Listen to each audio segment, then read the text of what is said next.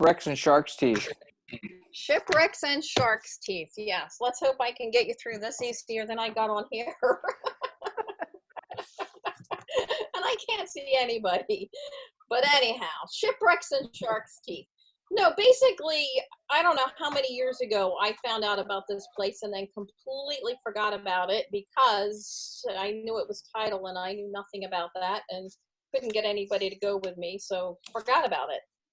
And then a couple of years ago, a friend sent me a link to it saying, I think you'd be interested in this. And it just so happened, you know, a couple nights later, we had biked and we'd gone to the Fork and Ale afterwards. And I asked Jeff if he'd ever heard of it and ended up, whether I emailed him or whether I sent him a text, I don't remember, but he then sent it on to Evan. And it was a few days after that that they got in touch with me and said, hey, we're going to go scope it out. You want to go with us? So I said yes. So we ended up driving down. Let me click on these. We ended up driving down. It's about, I think it's like 137, 140 miles from here. It took us about 3.5 hours. And I can't even think what I was going to say then. Can you hit the play from current slideshow so we can see it bigger? Can I what? In the top left, hit the play from current slide button so it pops up for us bigger. It's covering my whole screen. I don't know how to. No, Does that help? Well, No, we're seeing your whole screen. So in the upper left-hand corner, do you see the second button from the left? Up in the left-hand corner. right there. Yep, Hit yep, the right button. there, hit it. There. Yes. Good. Yay. All right. So basically, I didn't even know where I was. We got down there. Jeff set up everything up so we could camp at Smallwood State Park. And we ended up leaving on that Saturday morning and we went down. And we ended up, I think if I remember right, well, actually, before I even go that, what this is a surveyed map of all the ships that are in there. And they've surveyed about 137, I think it is there. Wow. And there's over 230 in there. Back in 1925, what they actually ended up doing was going in and burning a lot of these ships down to water level. So the ideal time really to go down there and paddle this is when it's at low tide. We happened to go down that time. This is a map that we got actually when we got there too. This shows the ships as you're paddling around. But like I said, the ideal time to go down and do this is at low tide so you can see stuff. Did you tell them why they burned the boats? I'm actually not sure why they burned them. Do you know why? Because people that were smuggling were stealing the boats and furbishing them for smuggling. And they didn't want them to get used for smuggling during Prohibition. Oh, okay. But anyhow, this is a map that we picked up where we put in, and it's just a map of the ships that had been surveyed. And this is just a map to show you how long it took us, and so on and so forth. Our first trip, which our Check It Out trip, was in the middle of August of 2017. We left that Saturday morning, and we ended up going straight to the campsite. I don't remember if we set up before we went into the water or whether we just went straight and put in. This actually is Mattawoman Creek, and we did that the first Saturday. And I'm telling you, Mattawoman Creek is the widest creek that I have ever seen in my life. It was full of wildlife, and one nice thing about going down there in the August was everything was in bloom. I mean, we had grasses in Mattawoman Creek on the other side that we were able to, you know, paddle through, and the flowers, and I mean, everything. And here we are, Evan and Jeff. So the part we're in right now is estuarine, so it's right at the mouth with the Potomac. If you go upstream where I haven't been, the map show it being much more like a creek. And here we're going up to, there was like a little island here that we ended up paddling around. And that's where a lot of the tall grasses were. And as we were heading this way, we thought we saw a bald eagle in the chair, not the chair, in the tree there. Can you see it? Yep. Yeah, here he is right there. Oh, I'm pointing to it, but you can't see my cursor, I don't think. But as Ray, soon you as we can put got, your cursor on it. We can see your cursor. oh, can you? All right, there's the bald eagle right there. And we didn't actually get up to him before he flew away. Doug lied to you. We don't really see My it. But cursor, never mind. bring out your laser pointer again. All right, let's do laser pointer. Okay, you see that? Yep. All right, yeah, there you go. There's a bald eagle right there. But it was a beautiful day that day too. It looks beautiful. Oh, now that I've got the highlighter on here, it won't let me click to move it. Hold on. Okay. And these are just some odd shots that I took as we were paddling around there. And that night, after we'd been in Mattawood Creek, I don't know how long we ended up paddling there. We went back to camp and set up, and this was our fire. And that was a nightly visitor, or more early morning visitor I had there. And at some point, actually, during the night, we heard rain on our tents. And I think we just all kind of rolled over and went to sleep. But I have no idea what time it was. But at some point during the night, the three of us heard it. It was a loud thud. And it wasn't until the next morning then when we got up that we realized a tree had fallen not that far from where we were camping. But the campsite people, whoever was running it, they were pretty good. They came and cleaned that up while we were making breakfast. So, and if you ever go camping with us, believe me, when it comes to breakfast and dinners and stuff like that, we eat well. This here was the Sunday morning where we put in to Mallows Bay, and it looks fairly decent here. There's Evan, and if you can see just here, it looks like it's just starting to drizzle a little bit. But we paddled on, and this is called the Accomack Ferry, and it's now the home up here of an osprey. Jeff. And from the front and the side, it looks like the ferry is pretty much solid, but if you go in the back of it, it's open, so you can actually paddle inside it. And there's an osprey. And you can see the clouds starting to roll in here. And it is starting to rain. And I have no idea what Jeff's taking a picture of at that point, but he was taking a picture of something. What are those probably- things sticking up in the water, Lorraine? I always said they look like steel nails from the ships. Okay. Now, we were at high tide at this point, so many of them were underwater. So you really had to Basically, be really big bolts that were holding the ships together. Another shot of the osprey, and you can see over here some more of the outlines of some of the ships. The ships And were all one wooden, but they were held together with the metal bolts. Yeah. And you can see over here how things are starting to grow. A lot. Some of the ships here basically have become islands, and nature has just, completely taken over.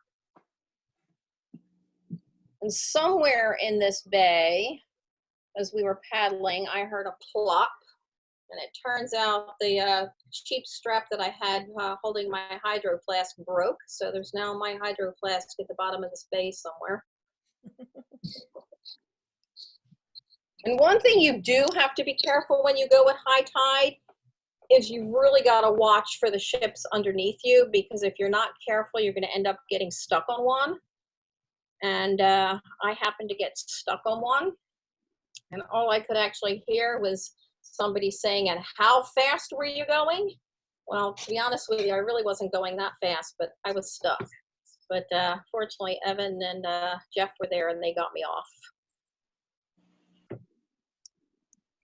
And this is one of the ships that's been completely taken over by nature. As you can see the flowers and the trees on it. You would never even know it was a ship. was beautiful in August. August really is a good time to go down. And you can see here the outline of the ship. And then you've got all the trees and grasses that are growing on it there. And you can see the rain hitting the water too. Actually, you can really see the rain coming down there. But we paddled on. Now this, I'm not sure, I think this is the front of a ship here. And you can see the length of these steel, what I call nails, holding it together. Another picture of the ship. And over here is another bald eagle there. And as you can see, we're actually getting pretty wet there. There's one of the eagles taking off. Wow. And these are some shots that Jeff took of the osprey catching a fish. And some of the other birds that we saw. There's quite a bit of wildlife down there too around that time. And there's Jeff, nice and wet. In this And that's picture in why the back, that stone block was in every ship. I don't know if it Well, was was it? Mallows or what, but every ship had a stone block near the stern. Do you know why? For I'm ballast? guessing for balancing it or to hold on the rudder maybe. Yeah, that I don't know. And just some other shots of the, the bay there. Over here, you've got people out here fishing. And there's another shot of the ferry and us. It started to get cloudy too, as well as rain. I'm not sure what this is, but this was another structure. There's like a little inlet or another little bay on to the left of where you actually put in, and that was in there. And here we are paddling in that. And this is all in that little inlet area. Wasn't that a PT boat? That one there? I think it was. I think it was, now that you mention it. And the inlet area was called the burning basin. So I don't know if they dragged the boats in there and burned them and took them back out. But on the maps, that's what it's called there. Huh. I don't know how they would drag them out once they burnt them and they were below sea level. But who knows? And these are just other shots that I took while we were in there. And that was the last shot. We got to the point, I don't know how many hours we paddled around, and we were soaked. So we ended up, heading home a little bit earlier. Jeff and Evan managed to change in Jeff's truck, and they had a great big porta potty there. And believe it or not, I was able to change in there without anything touching the floor and without anything touching the sides. So I was able to put clean clothes on, and we were able to drive home dry. And our second trip down was actually the first Take It Outdoor adventure trip. And that we took the weekend of May 5th and 6th of 2018. And there was 12 of us on that trip. And we left on a Saturday like we did before. And we didn't get very far before we had a flat tire. So Evan actually felt it. I did not. But fortunately, he did.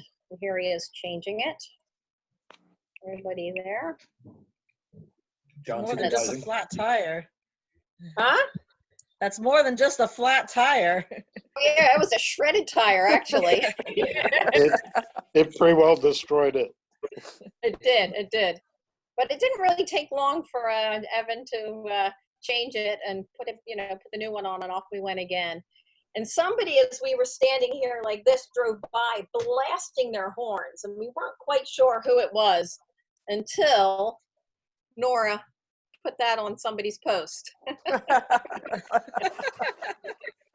that was pretty funny. And when we went down the second time, we ended up doing the same thing. We paddled Mattawoman Creek first, and then we ended up doing Mallows Bay on the second day. And here we are putting in. It was a nice calm day.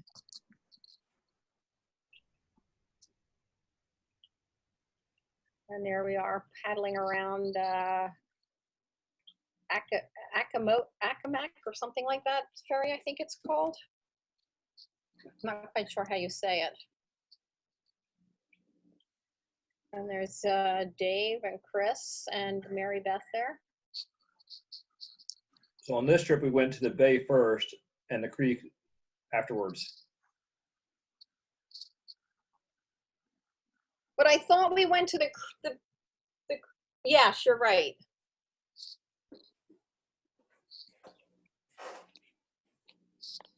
It was I'm thinking of the next one. Whoops, I'm going backwards. Sorry about that.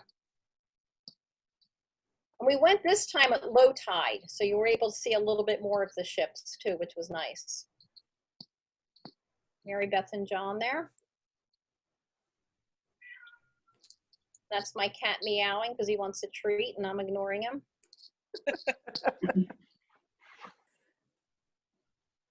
There's Buster and Jeff. All these little things sticking up, we did not see at high tide, which is what Lorraine got caught on before. And I was really stuck. There was no way I could get myself off that by myself. And just another view of, you know, the outline of the ship. You can see here how this is the front and how it actually went around on both sides here. And some of the pieces back here are underwater, and it was one of these things that I got stuck on. And here we are.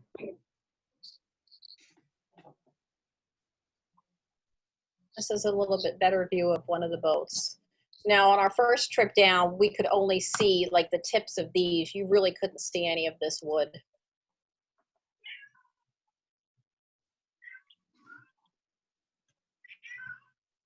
There's an osprey.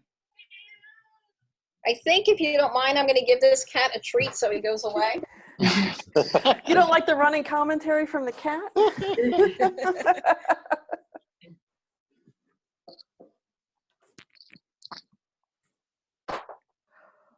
Quiet already. They do this every time I'm at the computer. I should have known better. Of course. I know. And they know it. They know they'll get a treat out of it. They Yeah, had and you well trained. Mm-hmm. Just like kids. I kick myself for giving into them, but I can't stand that constant meowing. And Kathy has paddled through this, and these are actually islands that were ships with everything growing on it. Oh, That's pretty amazing. that's cool. It really is. It's a neat place to paddle. And then the remnants of another ship. And that one, you can see it literally looks like an island with a tree on it, but you can see the outline of the ship here. I'm not sure what this is, but it's part of a ship. I think that concrete in the back was for the tiller, for the rudder to attach to. Oh, Mm. another osprey. John looking at parts of the boat there. And this is in that inlet again, and that was the boat that we saw on the first trip. And this was our campsite. We usually had about 2 to 3 people per site. If I'm right, I had the blue tent here. I think, John, was this you? The green Yeah, one? Mary, I was Mary agreeing. Beth was in the Mary back. Beth was in the back, yeah. Yeah, she decided to sleep on the leaves because she thought it would be softer. Whether or not it was, I don't know.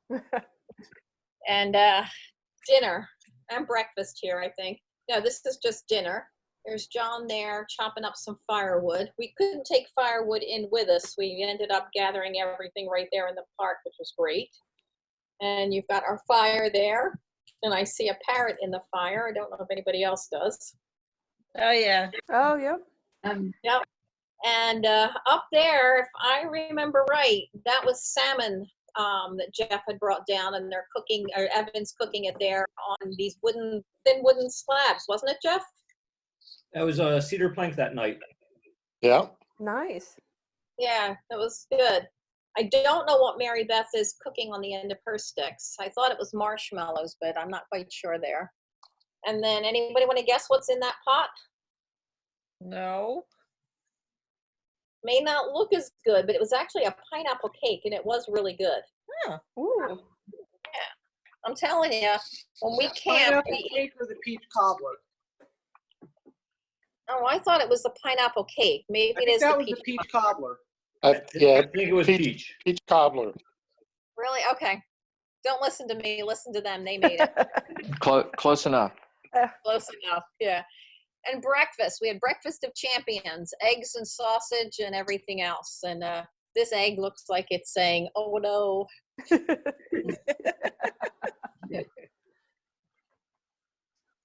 And here we are getting ready to put in the Mattawoman Creek there. And Mattawoman Creek, you can actually walk across the bridge too from the campground, but you can't get the kayaks across. So we actually had to, pack up the trailer and drive around to it. And here we are putting in. Oh, that's me again. I got it in both. And this is the bridge. Here, That's nice. if you go down here and through these trees, our campground was within walking distance of that bridge. Oh, nice. Nice. You could have actually walked right across the bridge to where we were putting in. But like I said, there's no way you could get the kayaks across there. And there's the group of us. Oh. It's a nice picture. I don't know who took that. Who's not in there? Oh, that son of a gun. Did you see that? That was my cat knocking the treats off the counter. I don't see me in that one. She's a So bugger. Buster took the picture. Yeah. There's Mary Beth. And there was a bald eagle we found in one of the trees there. Oh, cool. And he actually turned around and posed for us. Oh, nice. Yeah. He looks very serious, doesn't he? Yes. No, I think that's a juvenile eagle there. It's got the same eagle beak and stuff, and he's still brown, so I'm pretty sure it's a juvenile. And here we are getting out. Not sure who took that one.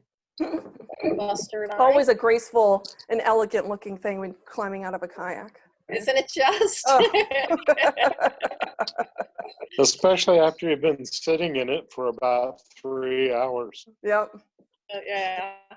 Thank goodness it's not the dock you got to like roll out on. Oh, I know. Really graceful. You should have seen me getting out on that the other day, too. And here we are packed up and ready to go home. It was a great weekend. And I'm telling you, what makes the weekends as fun as they are the people that go on them. It's not necessarily the place you go to. It's definitely the people that you're with. Yeah, you bet. And Yeah. it really is. And our third trip down, which was the second Take It Outdoor Adventures trip, was the weekend of October 20th and 21st. And we picked this time because we thought we would see a lot of color once down there. But unfortunately, it wasn't as colorful as we were hoping, but we still had a good time. Day one, we ended up going to Purse Beach. It's a Purse State Park. And from what I was told, everybody finds shark teeth there. And I thought, yeah, right. I mean, how many teeth are you going to find? Because how many teeth are going to wash up on the beach? But little did I know. And this is just another shot of the beach. That's a big shark's tooth sticking out of the water. No, it is. It is. We tried picking it up. It was just too big. Just another shot of the beach. And I'm not sure, most of these people here were actually in our group, but I don't know who they are looking at this picture. I can't tell who they are. But what they're actually doing is looking for shark teeth. And there's Judy and Rick.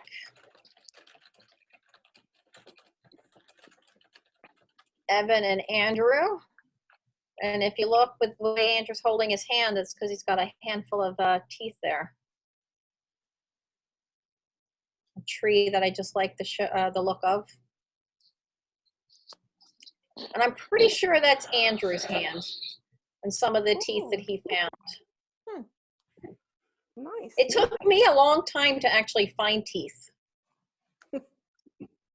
And this, if I remember right, this is Evan's. He found this bucket or this plastic tray and he put all his teeth on there. Am I right, Evan? I have And no that, idea. I'm pretty sure you're right. It was a little plastic cup he found. yeah, I'm pretty sure it was, yeah. And that is that's actually the largest tooth that we found that day. And if I remember right, I think it was Deb that found that. And we decided to take some pictures of it just to compare it to size. So we put it up against someone's finger, and then we put it up against this poor child's arm. I think Evan found this arm in the woods there, and we just put it up there to have some fun with it. And there we are walking back to the van to go back to camp. I think that's John and Rick. I have no idea who that second person is, and I'm not sure who this is there in the shrubs. And that was our campfire that night. And do you see what I see? Somebody sitting there with their mouth open. There's the nose. There's the mouth open, the ear, the face, the hand. Or am I the only weirdo that sees it? Oh, it looks like an elf facing to the left, right? Yeah. Yep, I see it. And dinner and breakfast. I do not remember what we had for dinner that night, but I do remember it was good. And then we had breakfast of the champions here, eggs and sausage and everything else you can imagine. And if I remember right too here, Judy and Rick did not want to sleep in tents, so they stayed at a hotel. And on their way back to meet us for breakfast that morning, they stopped somewhere and bought us a great big box of coffee for everybody. Aw. Had fresh coffee, eggs, and sausage. Breakfast of champions. Dinner that night was salmon with zucchini and tomatoes, and everybody really did a great job helping prep it. Yeah, no, it was good. You're the one that does all the food, so all the credit goes to you, and then we helped you. And that morning, Andrew got up before the rest of us, and I happened to walk in, and he mentioned walking down here to see the sunrise, and this was the sunrise shining down on Mattawoman Creek. But it was windy overnight, wasn't it? It was very windy. And here we are looking out. Blowing out of the southwest. Yes, it was actually very windy, and it was very muddy this trip too for some reason. And I think that is John, Judy, and I think there's a third person there, but I'm not sure. And here we are on the bay, and it was quite chilly that day. As you can see by Rick's face, I don't know if it was the wind or the cold, but something got in there. And that's Mary and I think Rob. And it was windy and it was chilly. It was to the point where the wind was actually white capping out by the ferry there. So we pretty much stayed close to the boats. We did, and look at the mud and the murk there too. That's about a half-inch deep right there. Yeah, I mean, it was not easy paddling either, was it? No, the wind was so strong it blew the water out of the bay. Yeah. Yeah, I scheduled this trip so we get the lowest tide possible for a long time, and then when the wind The came, it lowest made it tide too low. possible. Yeah. And here we are pulling into that. We ended up going around the bay for a little while, and because it was just so windy, you were concentrating more on paddling than actually looking at anything. So we went back into that little inlet, and it was pretty calm in there. Although I think here we're still in the bay. And here we are going into the inlet. And you can see a little bit of color, but there really wasn't as much as we thought we would see. And John and everybody coming through, and you can see all the murky stuff that wasn't there the last time. And these trees here look like something out of Disney. And there they are. And if when we were down there before, I want to say the water level was up here. Because I don't ever remember seeing them look like that.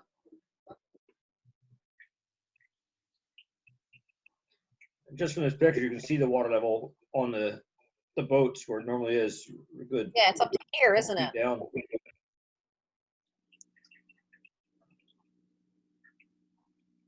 There's John and Andrew, and I think that's Mary in the back. That's a nice picture. It is.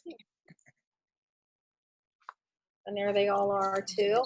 I don't remember this guy. I remember him going, but I don't remember his name.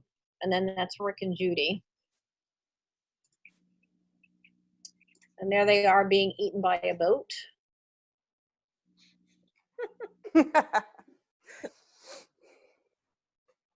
And there's Deb.